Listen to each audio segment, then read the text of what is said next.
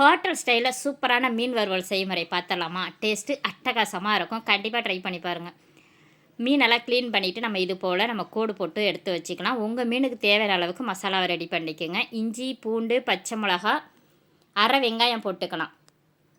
தனி மிளகாய் தூள் 1.5 டீஸ்பூனு, சிக்கன் மசாலா தூள் அரை டீஸ்பூனு, குழம்பு மிளகாத்தூள் நான் 1.5 டீஸ்பூன் போட்டிருக்கேன். 1 ஸ்பூனு மிளகு போட்டிருக்கேன். 1/4 டீஸ்பூன் மஞ்சத்தூள், கொஞ்சமாக சமையல் எண்ணெயை ஊற்றி தண்ணி ஊற்றாமல் நம்ம நைஸாக அரைச்சி இந்த அளவுக்கு எடுத்துக்கலாம். இதோட 3 டீஸ்பூனு நான் கார்ன்ஃப்ளவர் மாவு போட்டிருக்கேன். இந்த மசாலா ஐட்டம்லாம் உங்கள் மீனுக்கு தேவையான அளவுக்கு நீங்கள் பார்த்து பக்குவமாக போட்டுக்கோங்க. நான் தேவையான அளவுக்கு உப்பும் போட்டிருக்கேன்.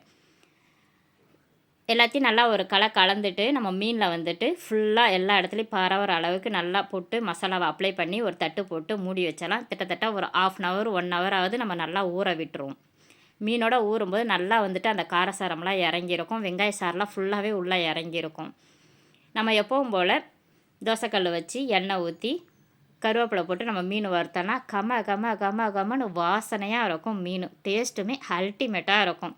ஹோட்டலில் போய் ஒரு மீன் வாங்கி சாப்பிட்ணோன்னா அது குறைஞ்சபட்சம் 200 ரூபாய்க்கு மேலே தான் இருக்கும். நம்ம வீட்டிலே இதை போல் ட்ரை பண்ணலாம். இந்த மீன் வந்துட்டு சின்ன மீன்லேயும் செய்யலாம், பெரிய மீன்லேயும் செய்யலாம். ட்ரை பண்ணி பாருங்கள். யாருக்கெல்லாம் மீன் பிடிக்குன்னு கமெண்ட்டில் சொல்லுங்கள்.